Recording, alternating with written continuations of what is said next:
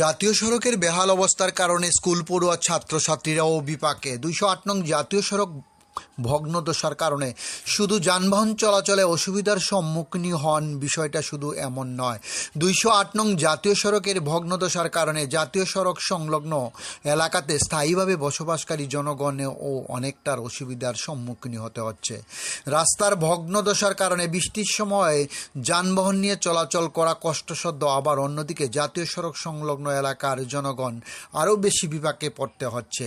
বৃষ্টির সময় দ্বিচক্র যান নিয়ে চলাচল করা কষ্টসাধ্য, রাস্তা দিয়ে চলাচল করতে গেলে কাদায় সমস্ত শরীর ভরে যায়। অন্যদিকে রোদ উঠলে ধুলায় অন্ধকার হয়ে থাকে জাতীয় সড়ক সংলগ্ন এলাকা। এতে সমস্যায় পড়তে হচ্ছে স্থানীয় এলাকার জনগণ এবং স্কুল পড়ুয়া ছাত্রছাত্রীদের। প্রতিদিনের এই সমস্যার সম্মুখীন হতে হয় ছাত্রছাত্রী থেকে শুরু করে স্থানীয় এলাকার জনগণকে। ডিউরি রিপোর্ট, খোয়াই টাইমস বাংলা। ঠিক আছে, রাস্তা বালানি, এই রাস্তাটা বালানি ভাঙ্গা রাস্তা, গাড়ি ঘোড়া তোমরা বৃষ্টির দিনে স্কুলে যাইতে অসুবিধা হয়নি? হ্যাঁ,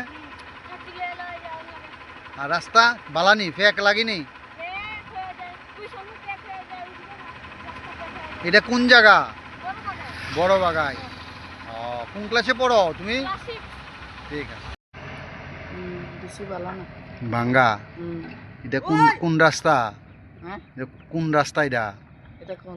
হাইওয়ে নি? হাইওয়ে। জায়গাটার নাম কি? এই জায়গার নাম কিটা? চেরমা। তো রাস্তাটা যে ভাঙ্গা, তোমরা এই স্কুলে নিয়ে পড়াশোনা করো, তোমার নাম কি?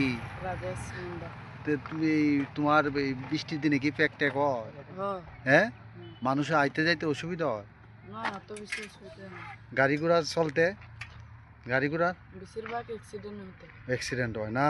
কিতা কইবা যে রাস্তাটা কি বালাওনের দরকার নেই? তুমি কোন ক্লাসে পড়ো? কোন স্কুল এটা? ঠিক আছে।